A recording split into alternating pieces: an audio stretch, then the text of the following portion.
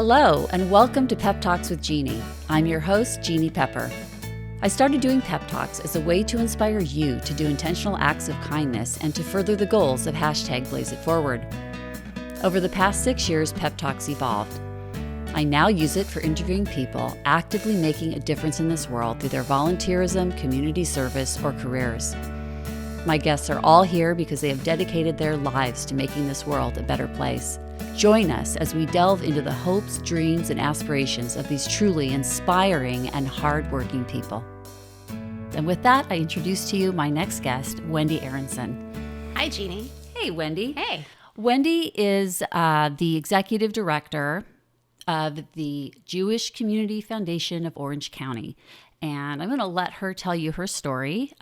You probably, if you've been catching every episode, you would have heard from my husband, Gideon Bernstein, about how the Jewish Community Foundation of Orange County got to where it is today.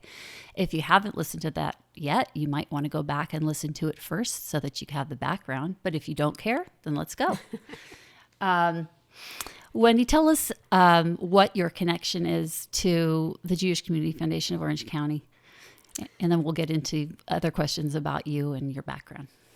Well, back before I started in 2012, I didn't know what a community foundation was. And so when Gideon asked if this was something I would be interested in coming to work at the foundation, I told him I needed to do some research. Since then, I've become the executive director. I've been there now for almost 12 years. And it's my privilege to now have 8 staff members. And we're thrilled with all the progress and changes we've made and the ability to impact people in Orange County and around the world. Wow, 8. I didn't realize you'd gone up that high. Yeah, it was just me and Myrna when we started, 2 of us. That was 12 years ago. That was March of 2012. Jeez, it seems like yesterday. But yeah, time flies when you're having fun. So I've known Wendy for a long time. I think I met her when our kids were little. We've had a lot of interesting connections where we could have met, but we didn't over the years. We both went to UC Santa Barbara. We're probably within about a year of each other's age or less. I didn't graduate from there, but we went to Santa Barbara Family Camp. I went to UC Irvine. Oh, you went to UC Irvine. Mm-hmm. What were you doing at my alumni vacation center? I grew up going to family camp at UC Santa Barbara. My dad's a UCLA alum. And so as a kid, we went every year. One year we went twice in the summer. And so when my kids were old enough to go, it was a natural thing that we took our family there. So that was actually the first time I remember, I think, meeting you. Was at family camp. Probably, because that's the first time I remember meeting you. So what Wendy is referring to is, and if you haven't done this with your kids or your family, you might want to consider it. You don't have to be an alumni of UC Santa Barbara, as Wendy Arenson has suggested. But if you like taking trips that are kind of like a land cruise with lots of babysitting and lots of adult activities and lots of alcohol, then I highly recommend the UC Santa Barbara Family Vacation Center. And that's for anybody in the United States can go there and have a great 1-week vacation where you don't do a whole lot, but maybe eat too much, drink too much, and not sleep enough. It was amazing because when your kids are young and it's so physically intense, having your children on top of you all the time, they go off to their little groups and magically they're happy with their peers and you get to go pretend you're a camper. Yes. It's great. And I went to school there. So like the weirdest part of it for me probably was the first time we attended, I was pregnant with Bowie. And we were staying in the same dormitory that I lived in when I went to school there. That's so trippy. That was a weird feeling, like laying in that weird bed with a big pregnant belly, thinking to myself, wow, if this had only been 13 years earlier. Yeah. That is full circle. 13 years earlier, I was in that same place I wasn't even married yet. I wasn't finished with school. So yeah, that was, I had accomplished a lot in between those. And I had 2 boys at that point too. But yeah, we enjoyed that as a family vacation. That was a lot of fun. And we didn't stop doing it until Bowie was probably about 8 or 9. So we went for, I think, 8 or 9 years. Yeah, it was nice because it was awesome for kids of every age. and I could do my arts and crafts and sing very terrible karaoke. It was fun. Yeah, those were good times. So we did a lot of fun stuff with the kids. We were also very involved with the Community Scholars Program, which is a local Orange County foundation run by the amazing Ari Katz. And if you don't have a Community Scholars Program in your area, you should get one because they do the most amazing fun stuff. And you learn a lot. I learned that I'm not supposed to go to Yosemite with large groups of people. So, yeah, that happened one year. You may actually have a ban on being I allowed think so. for CSP I was camping. voted off the island on that survival excursion. I happen to like being able to shower every day. I like to be able to not be eaten alive every day. You're not into the bears. No, coming I like and to be able to use the walking around your tent. restroom without worrying about a bear eating me. It was all fun times, let me tell you. But yeah, that was probably not a highlight of the event activities. But the following year, I did go to Arizona for the Grand Canyon trip. That was my last one, and that was a great trip actually. So it really did just have to do with the bathrooms. I confirmed that because they had really good bathrooms in the Grand Canyon, and that's why there were no problems and everyone liked me. So there's the trick. Yeah. Okay, so Ari may start up again with CSP camping trips. And, and I will make sure that he extends an invitation to you anytime there's a good bathroom. Okay, but I would prefer if we could go places like the Caribbean for camping or Hawaii. Those would be but if Yosemite's out for me, I won't be going back there again. I will say we just did a CSP Spain trip. Oh, that's and we right. ate very lavishly and stayed in very nice places. So well, that's no camping trip with kids. Yeah. And he's going to Germany later this year. Are you signed up for that? I am not, but my dad is. Wow. I have too much other traveling this year to go on, so I'm not doing that one. That sounds really interesting. I think that is not a place I'm looking forward to going to anytime soon, but that's because I need to go to Asia first. Yeah, I have a huge list of places I want to travel to. Absolutely. But yeah, that's on my bucket list is Asia, and then maybe the rest of the countries of the world. Not that I don't love you all.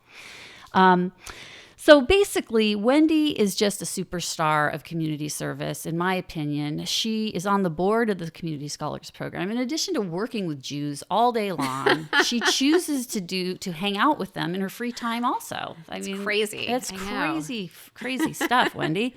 Wendy has 3 kids. They're really cool. Her oldest, Justin, went to school with Jay. And Justin is a real go-getter. He is a little entrepreneur who started his own little computer software company. And he's such a go-getter. He's out pounding the pavement, getting investors who invest in a really brilliant idea where there was a vacuum, and he's now filling that vacuum with Justin's brilliance. And I am so happy to see that. I want to see every kid that I saw grow up be a super successful superstar like Justin. He's such a cool cat. Well, thank you. Yeah, and your daughters are delightful as well. Thank you. Yeah, they're all keepers. Yes, so. They are definitely keepers. Your husband, Lance, is a super nice, funny guy. I love that you said Lance. I did. I said it. That shows that we've been friends a long time. Yes. Yeah. I would never say that wrong because that would just, it would my throat would close up. I just can't do it. I can't do it. We should explain. His name is spelled like Americans would say Lance, but he's South African. And so he grew up having his name pronounced Lance. And so those who know him well, I'll call him Lance. Well, I would say that's much better to be called Lance than Jeanne. Because I've had that problem my whole life. But for me, it's more of an IQ test for the people that make contact with me that don't know me. Yeah, it's good. I know right away what's going on there. So when you left your previous employment to work at the JCFOC. You can just call it the foundation. You'll just call it the foundation. When you went to go work at the foundation, you left a job. What were you doing? That's such a great story, although I will make it short because I was doing immigration law for quite some time part-time while my youngest, Emma, was in school, in preschool. And I needed to go back to work full-time. And I was looking for a good full-time job. I'm an attorney. And I was trying to figure out what would be fulfilling, and I wasn't going to be working at this immigration law firm full-time, and I had to figure out what I was going to do with my time, and I wanted to have benefits. And so I was interviewing at a couple different firms, but feeling it was very soul-sucking because I had zero interest in just focusing on how much money somebody would sue somebody else for. And so I was doing that. I was in the process. I was interviewing, and that's when Gideon called to ask if I would be interested in working for the foundation. So it was really fortuitous. But so the short answer is I was doing immigration law. Well, that would definitely not be as fulfilling as dealing with people that have already immigrated here. Yeah. So, when you took over this job, were you coming into a new system or a system you had to overhaul?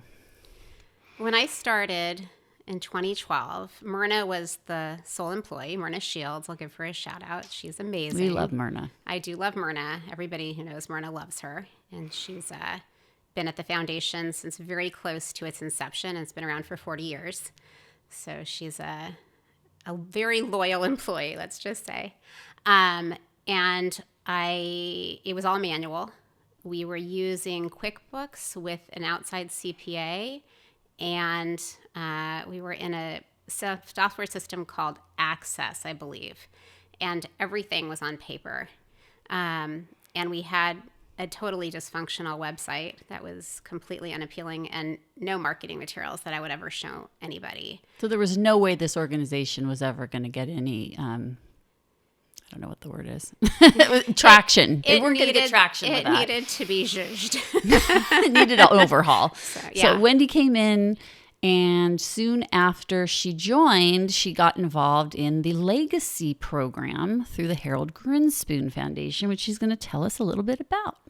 Yeah. So when I started, the directive I had been given by the board was to do a program called the Endowment Book of Life.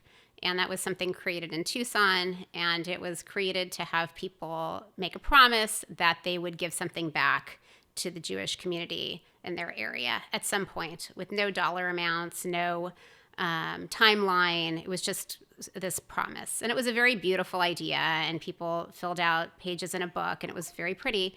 But looking at it, there were a couple things I realized. One, I was only one person. So how much impact was I alone, even if I worked every waking minute, going to be able to have as one person? And number two, these promises weren't legally binding. They were just promises. And it ended up, I think it was pretty clear that not all these promises were turning into actual gifts in the future. They were just nice ideas. So I started speaking to other community foundations around the country. The Rose Foundation in Denver was having a kind of collaborative program where the different Jewish organizations were working together on a program to create gifts together. And I started meeting with San Diego's Jewish Community Foundation. And through them, I ended up joining in Orange County. We were very honored to join into the first cohort of something that's called Life and Legacy. And as you mentioned, the Harold Grinspoon Foundation created Life and Legacy with the intention of having Jewish community foundations in each community in North America be the mentor and the center point for the program, and to enable us to train and provide marketing materials and incentive grants to the different Jewish institutions in our communities, and to empower them to work with their donors to create legacy gifts, planned gifts, primarily for their Jewish organizations. So it was really a beautiful concept, and it essentially enabled me to clone myself and put myself out in the community so other people were able to share and have these conversations to create these meaningful gifts. Yeah, and really what ended up happening was you learned how to do this from professionals, and then you trained all of the organizations that wanted to participate, and there were maybe 20. Were there more than 20? Over the years, we've probably had a total of approximately 20. They all have to apply. There were certain criteria, so it's not automatic. But yeah, over the years, I've trained them. We currently have, I think, 14. We're still doing it. I just had a training session this week. So still going strong, and we took in actually a new organization this year, Orange County Hillel. So that was exciting. We have a new cohort. Yeah, and so Very we're good. moving forward, and we have over 920 different legacy commitments, all since we joined the Life and Legacy program in 2013 to leave these gifts to Jewish Orange County. So I think Gideon mentioned something about it being like 50 million that he's anticipating you will receive in the next 20 years. We've already received over 35 million, or approximately 35 million, in endowed gifts going into the foundation or going to our partner organizations. And we have at least, I'd say, another 20 to 23 million in anticipated gifts and that's conservatively based on the promises that we've received. Wow. Congratulations. Thank you. And the nice thing is almost 70% of the promises are actually legally formalized. So we took something that was a piece of paper that's a promise, and because of the support of the community and the outstanding work of our partners, we've turned those into actual legal documents. Yes. So it's been this really incredible united effort for the Orange County Jewish community. Yeah. So basically what we're seeing here is you have a passion for working in the Jewish community to make progress. You'd like to see more programming. You want to make sure that all of the Jewish institutions in Orange County have a legacy plan in place so that they will be here for your grandchildren someday. And you'll probably do this as long as you can, I'm guessing. Yeah, I care very deeply, clearly, about the Jewish people. I care about the community that we're in Orange County. And I believe very strongly that if we're not working very hard together to provide long-term, generally endowed gifts to our important Jewish institutions, they're frankly not going to survive. It's very well known that generations who are passing or have passed compared to generations today gave much more strongly Jewishly, pretty much exclusively Jewishly, the older generations, and that as we have assimilated more and more, as there's more intermarriage, as also young people just become more citizens of the world, and they start giving to, which is nothing wrong with that, but they start giving to the Philharmonic, and they give to animal shelters, and they give to their alma mater, they're not always giving Jewishly as well. And so the gifts that organizations counted on getting annually every year, if that's all they're doing is every year trying to fundraise to be able to survive, that's inevitably going to go down. So if we don't have these pools of assets that they can take a percentage of every year, their long-term sustainability plan is not very strong. So that's important for people to realize that are givers, that if you do care about an organization that you utilize and that you're a member of, that you want to see it continue past your lifetime, you should leave a gift, and you should do it in writing and make it formal. Yeah, and it's, there's a difference between an annual gift, which is what we all give every year to support the organizations we care about, and a legacy gift, which usually is after lifetime, and a will, trust, retirement plan, or life insurance policy, although you could put money in during your lifetime and create one as well if you had extra cash laying around or appreciated stock. But yes, leaving a gift that will give off a percentage, generally 4 or 5%, and cover what you're giving on an annual basis is the key. Because when we're not here, and all of us will eventually not be here, we need to at least replace what we're giving annually to the organizations if they're going to survive. Absolutely. So let's get a little bit juicier into your own personal story. Tell us about your young life. Where did you grow up, and what can you tell us about your family? Sure. I was born in LA. I'm a native Californian and moved at a young age to Orange County and was raised in Orange County in Huntington Beach and Irvine, lived up and down Southern California at various times in my life, and somehow have worked my way back to living about 2 blocks from where I grew up, in the same house that my dad still lives in. So shocking to me, but that's how somehow happened. And I was raised by 2 wonderful parents, my mom and my dad. My mom unfortunately passed away a couple of years ago.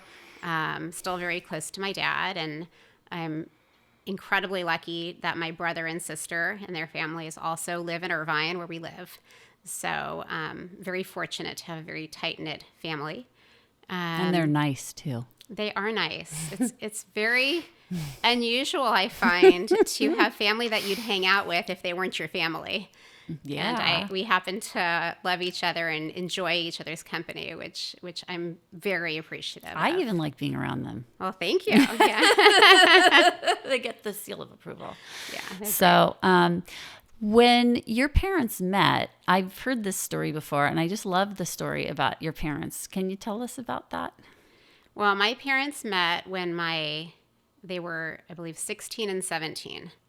And they went on their first date, and my dad was immediately smitten with my mom. So smitten that on day 2, he told her he was going to marry her. Day 2. Date 2. Oh, Yeah. if that's not romance, I don't know what is. Yeah. My mom was not thinking that way at the time. At 16. At 16. So it took a while, but I think they were 19 and 20 when they got married. And in fact, my dad was too young. They were both too young to be able to drink alcohol. So at their wedding and honeymoon, they did not have even a sip of champagne, I believe. Wow.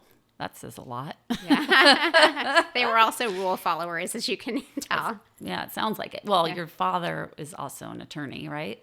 He is, yeah. He wasn't at the time, though. Oh. He was too young to have, started yet. He was still in college when they got married. So your parents put each other through school.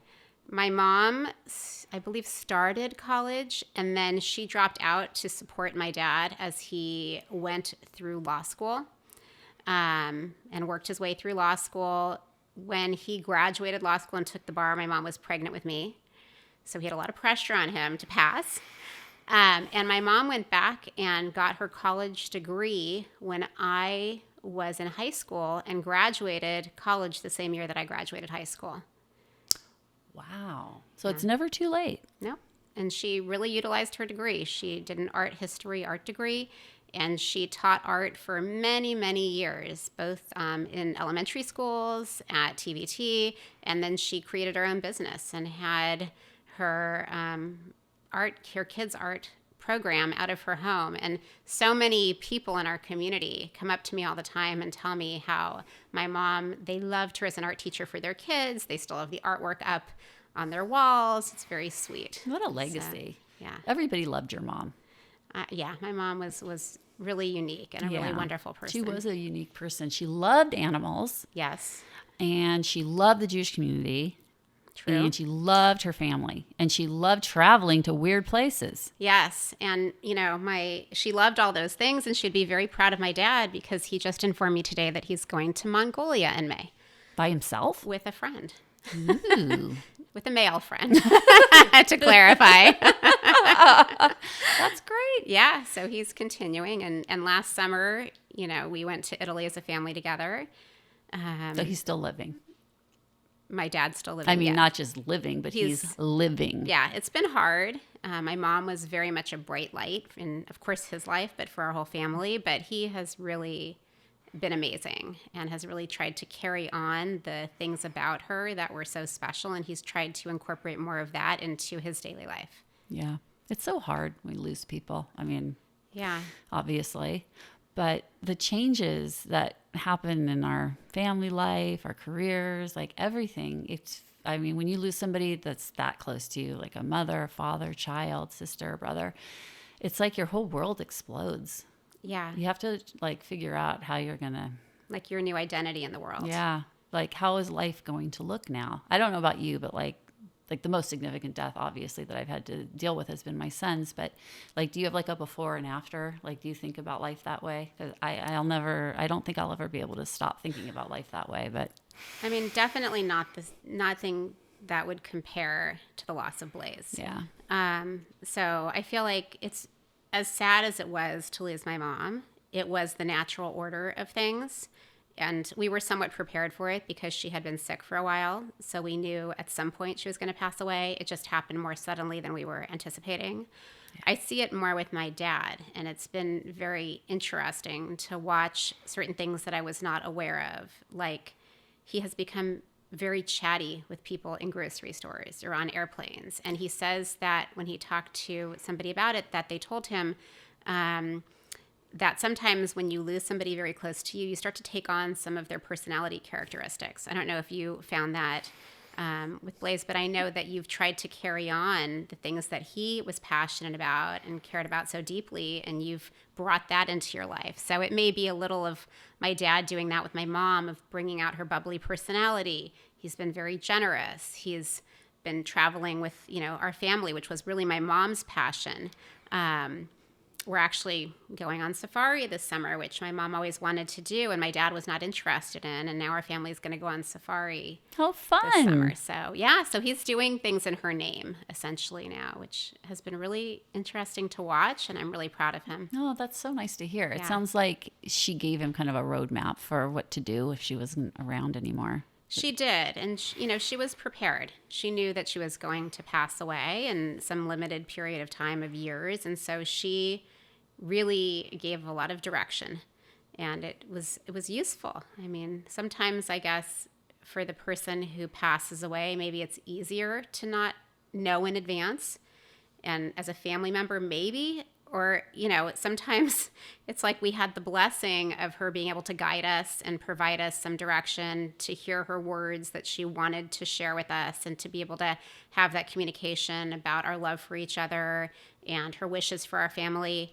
We actually just found, my dad was going through some papers, and he just handed one to me, said he had a few copies of it, and it was actually a whole letter my mom had typed out with several copies for family members that she wrote in, I think it was 2014, about after she passes away, messages she wanted to leave for each of the family members and grandkids and a few of her very special friends. Wow. So it was a little surreal. We were just reading that a couple weeks ago for the first time. Ooh, that's interesting. Yeah. That was like when we got a letter in the mail from Blaze a few years after he passed, because one of the teachers in his high school had the kids write a letter that would be mailed to them by their child when they graduated from college, that talked about what their dreams were for the future and what they expected their life to look like. And most of the kids addressed the letters to themselves to give to their parents, but he addressed it to us. So they knew exactly who to give it to. Wow. Yeah. I never heard that before, Yeah, Jeanne. we got it like probably within a year, and we waited another couple of years to open it because it was too hard at the time to do so. Did you expect that it was coming in the mail? No. That not must at have been all. shocking. And his handwriting was on the envelope? Uh-huh. Yeah, the whole thing was handwritten. I know. Wow. I think I blocked it out because I don't remember what it said now. But it was not an easy read. Not an easy read. But, it's something. At least it's something that you have. But, But that's a great thing that she left for you because it's very personal. Right. She was very thoughtful and considerate about all the things she tried to do to make it easier for us after she had passed. So just a very different situation when you're planning for your passing than when it's unexpected. She was a very generous person. Yes, she was. Is that where you get that from? Your generosity, your spirit? I mean, do I think of myself as generous? I don't know. I think that you are very. My mom was definitely generous in many ways, both emotionally. She was very friendly. She made friends with everybody she came across.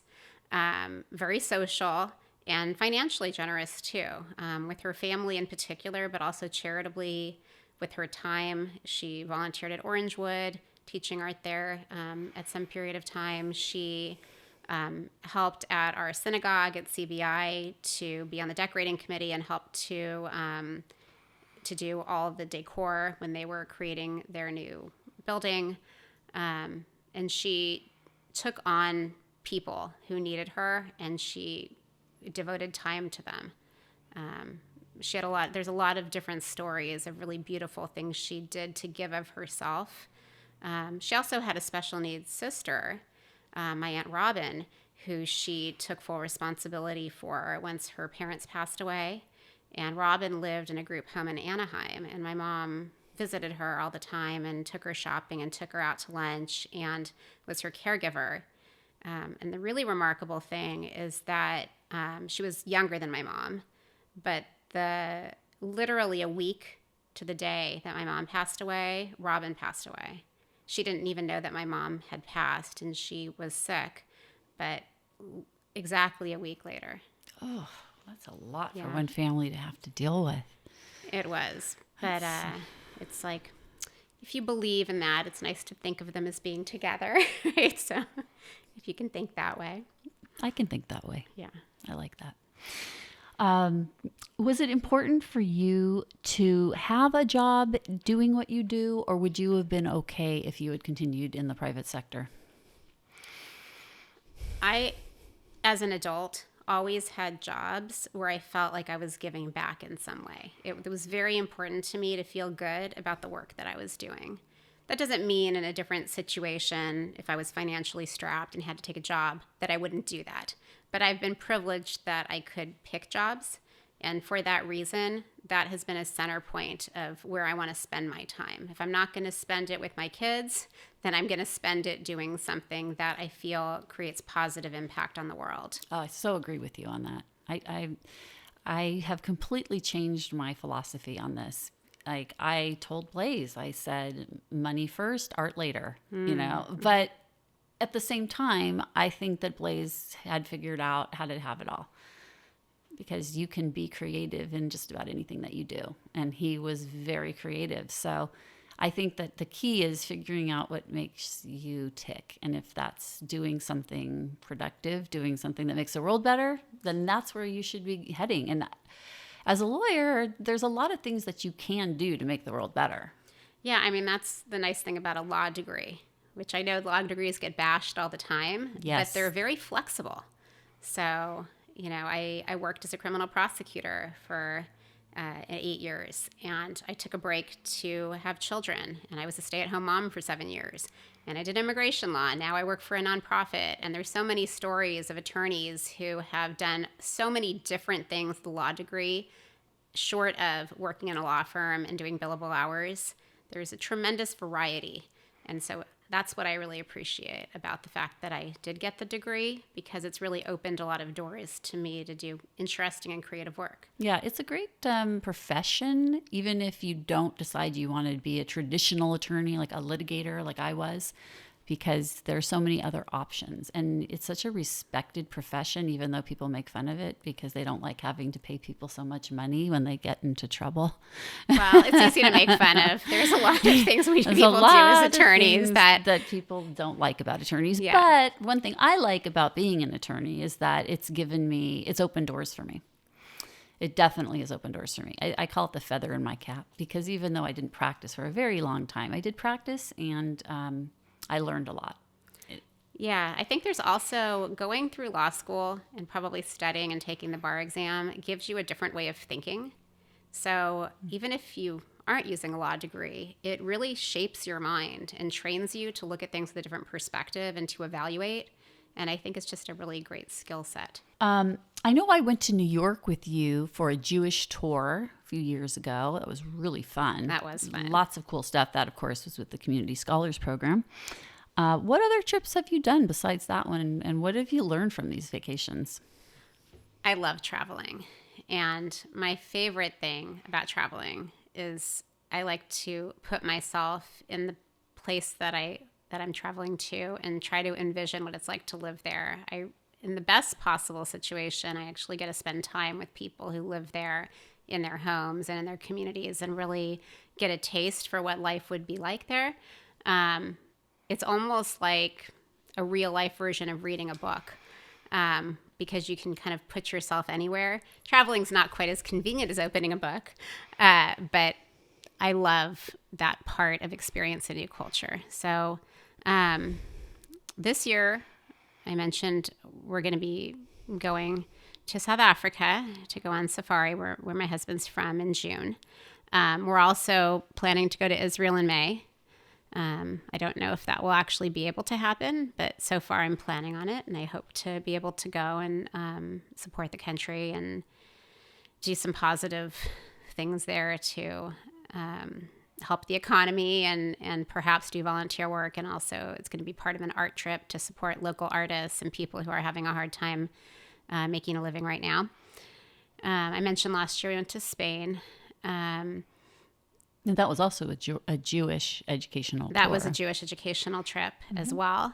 And we went to Italy, I mentioned, with my family, which was incredible. We had all 12 of us and managed to get to 3 different cities with just trains primarily, and had a fantastic time. No family drama. It was amazing, and ate a lot of really delicious food.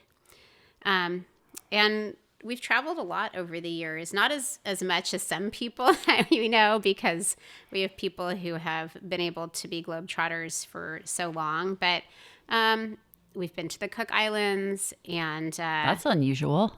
yeah, at the time that we went, it felt very much not touristy, and it almost felt like you were on Gilligan's Island. It was really cool. The whole main island was something like 17 miles around. And there were no cars, from what I recall, at least none that we could get. So you got around by motorcycle or on foot or bike. And so we ended up getting motorcycle licenses. You had to get licensed.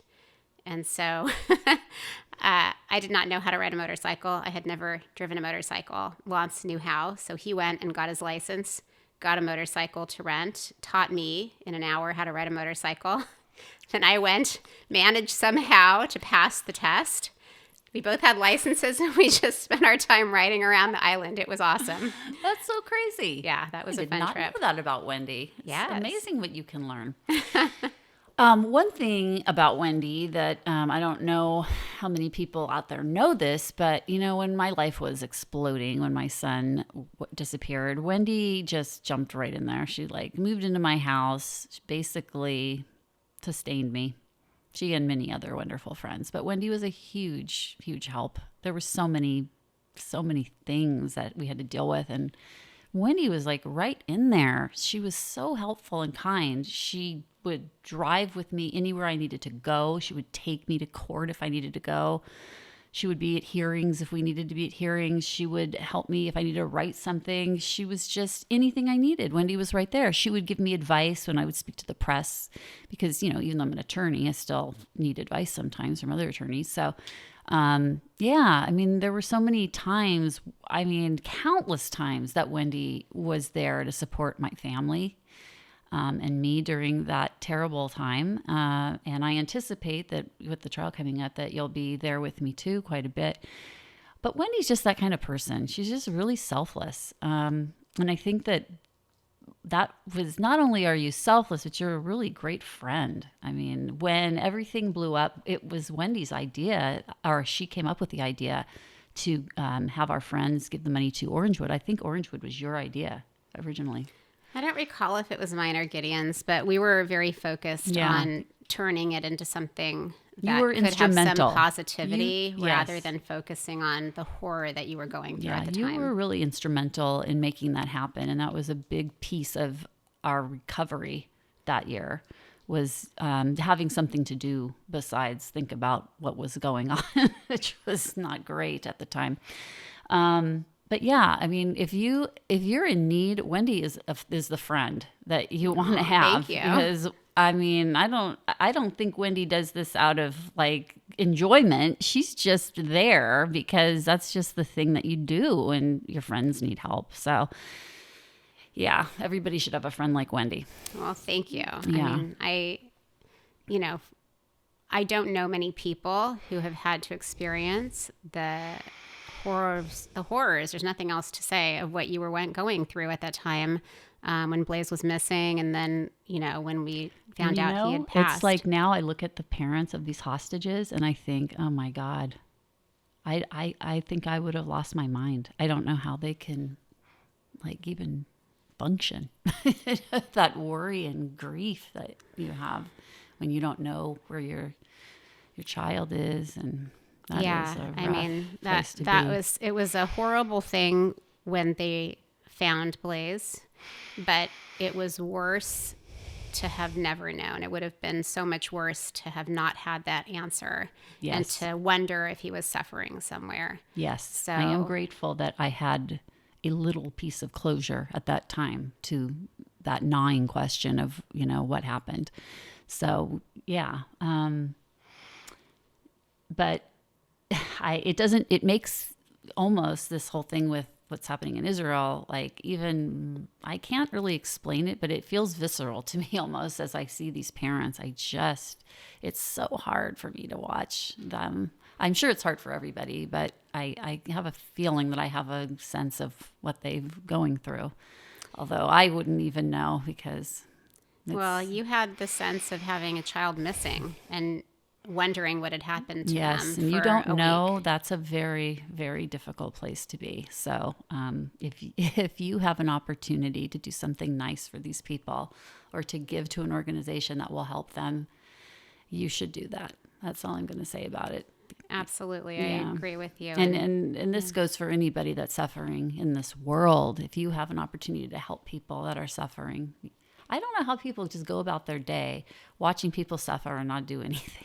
It just seems strange to me. I think it can feel overwhelming because Yeah. there's so much suffering and pain in the world, and there's so much going on in the news. And I mean, we can just look at the Middle East and feel for the thousands and thousands of people who are grieving, both, innocent people in Gaza, not Hamas. I'm not talking about them, but for innocent people who are living there, and for Israelis, of course, with all the horrors that have occurred not only on October 7th and the continuing atrocity of the hostages, and no word from the Red Cross and as to their well-being or not, and the continuing pain that Israelis are going through being displaced and having rocket barrages on a daily basis. There's just a constant influx of bad news, it feels sometimes, and it can feel very hopeless if you don't know how to make positive change. And that's why I feel so passionately about what you've done with Blaze It Forward and the concept of intentional acts of kindness.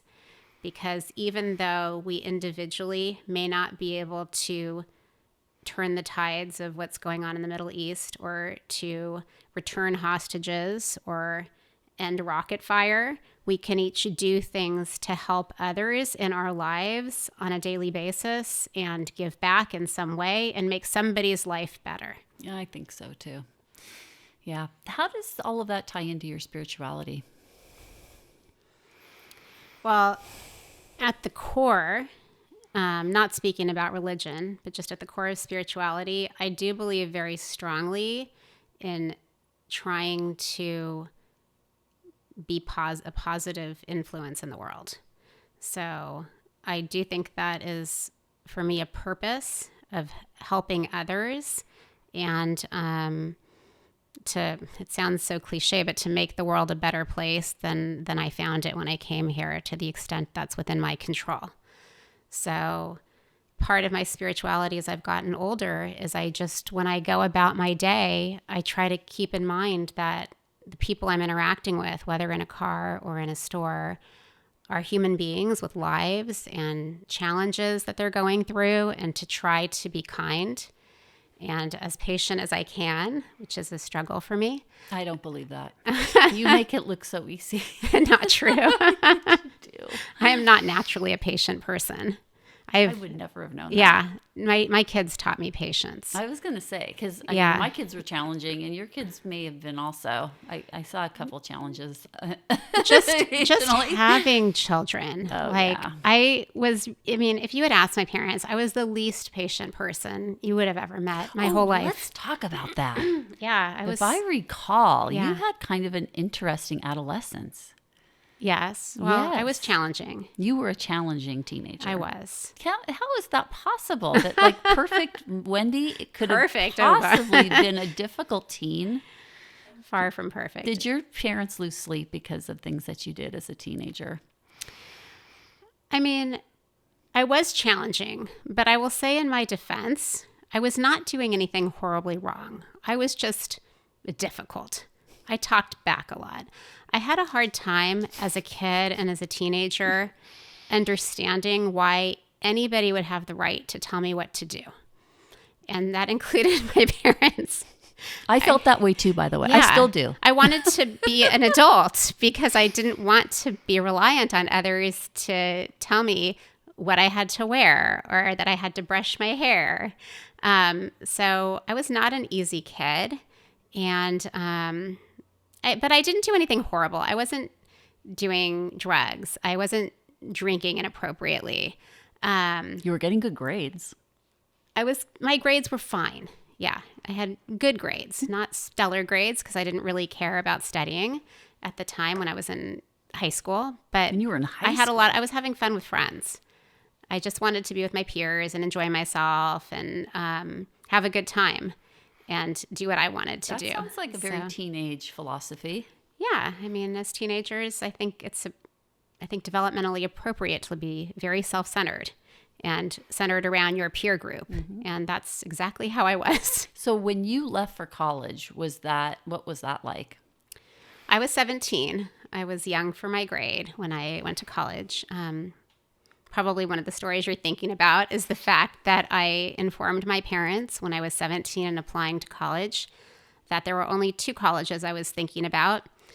And I picked them because I had just heard that they were fun party schools. So I was either going to go to San Diego State or I wanted to go to school in Hawaii. And my parents looked at me and said, "You're not going out of state." And I said, "Okay, I'm only going to apply to San Diego State then." It's strange for me looking back now, and thank God my kids were not this difficult. But I just didn't want to write an essay to go to a UC. That was the only thing? I didn't feel like it. You didn't go to UCSB because you didn't want to write an essay? It wasn't even on my radar. I think it was not unusual back then that a lot of parents didn't take their kids for college visits. Like, I remember even when we were at UC Santa Barbara, my parents never said, if you study hard, you could apply here and go to college at UC Santa Barbara. My dad went to UCLA. I don't remember ever going to UCLA and being like, "Oh, this is a possibility for you to go to school here." It never entered my mind that there were Ivy League schools. Not that my grades were that great, but even when I was younger, if I had known that there were other worlds out there and colleges that if I did X, I might get into, perhaps I would have thought about it. But in my brain, I had no idea. All I knew was what my peers talked about. And in my peer group, it was fun. We were not big partiers. We weren't doing anything terrible, like I said, but it was like, oh, these are the fun schools to go to. It's fun to go to Hawaii. It's fun to go to San Diego. So it's that's what I'm going to do. This is a smart woman. Wendy is very smart. So that means that your kids, no matter Clearly how smart they are, could have had the same logic in deciding that they were going to call you a shit. You just don't know what's going through a teenage mind. You don't. It's just, no matter how smart the kid is, they can have some really stupid ideas or listen to stupid friends or whatever it may be. I was young. I was immature. I also just think I didn't have awareness. So I didn't have a college counselor. And I don't know many people who did back then. Nowadays, my kids all had college counselors. Well, they were aware of. You live in Newport Beach. We live in a very upper middle class lifestyle, and so they have the privilege of having had that. But we didn't have computers. You couldn't look up on Naviance or whatever the apps are to see colleges, right? It was just I didn't have books on different colleges that I remember. I just was like, these are schools I've heard of. I think it's supposed to be fun. I'd never seen either, San Diego State. I didn't know what it was. I'm like, I'll just go there. And so I applied to one school and I got in. Shocking. And I went there. Well, nowadays it would be shocking to get in. It's hard to get in there now. Yeah. But back then, I think it was 2.0 was the minimum GPA. Yeah. And in fact, my parents were so unhappy because I had pretty good grades that they insisted I apply for an impacted major. So I applied for a business major at the time because it was impacted and got in for that. And that appeased them a little bit. Did you stick with it? I think my first major was marketing and business major. I picked it randomly because it was impacted. So I don't know that I had any interest in it. I was only there for a year and a half. And while I was there, I actually took a criminal law class. That was pretty transformative for me and really opened my eyes to the fact that I found that very interesting. Wow. was a bird that just hit the window. Oh, I hope it's okay. I saw it. You saw it? I did. Oh, I hope it's okay, little baby. Okay. That was weird. Yeah. And then when I transferred to UC Irvine, I decided to become a clinical psychology major, which was part of a degree called social ecology. That was what I got. My major. It was social ecology, which is an interdisciplinary major. It was only at UCI in Berkeley, and it combined clinical psychology, environmental science, and criminal justice. Very weird, very random, but it was an awesome trio for me. And I ended up actually focusing on the criminal justice and environmental science, and from there deciding to go to law school. Oh, that's really interesting. Yeah. I had no idea. So Wendy, the teenage rebel, becomes the executive director of the Jewish Community Foundation of Orange County. See, there's hope for our bratty children. Yes. Thankfully, none of my children were quite as difficult as I was, at least with that kind of stubbornness. Yeah, I think I was probably more difficult than my kids ever were with that, too. We got lucky. I know. What gives your life purpose or meaning? I really get a lot of energy and satisfaction in my soul from connection to people and community.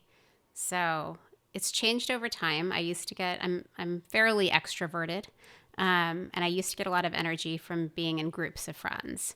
And I found that as I've gotten older, and probably particularly after COVID, I have transitioned to preferring time with smaller groups of friends that I have a deeper connection with. But that really is what gives me purpose, is having love and care and deep conversation and feeling and just fun with people that I care about.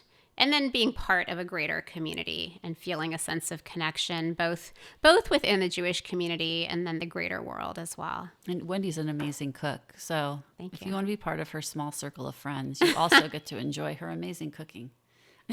Yes. Come on by anytime. I'll cook for you. She makes the most amazing lemon chicken. Oh, thank you. I still remember how much I enjoyed that at your house. I don't even remember which recipe it was. I don't either, but if you figure it out, send it to me. I will. You can come over anytime, Jeanne. I just made a tangine. Is that how you pronounce it? Yeah. Last night it was very yummy for Valentine's Day. Oh, Yeah. Look at you. How romantic. Yeah, it was romantic with a few friends and my husband. Awesome. That's all good. Well, that's been another episode of Pep Talks with Jeanne. And once again, I would like to thank our guest, Wendy Arenson, my great friend, the executive director of the Jewish Community Foundation of Orange County, and a great person to know if you are in the Jewish community, let me tell you. Thank you, Jeanne. Yeah. You are a role model and an amazing, amazing person and somebody I look up to. And I love you, and I'm very grateful to be your friend. So thank you for having me on today. Thank you so much. Hashtag Blaze It Forward is a campaign that my family started to repair the world with kindness after the death of our son, Blaze, in 2018. You can learn more about Blaze and how you can get involved at www.blazebernstein.org or at our public Facebook page, hashtag Blaze It Forward. Special thank yous to all of the volunteers who have helped with my philanthropic endeavors. Today, that is a thank you to my camera operator and audio technician and producer, Eli Moskowitz. Thank you very much for making it happen today. And his team, Bailey Kaufman, Robert Beilitz, and Helen Harlan too. And a special shout out to my son, Gideon Bernstein, for the amazing music at the beginning and end of our show. And thank you all again for joining me, Jeanne Pepper. This has been another episode of Pep Talks with Jeanne, and we'll see you next time.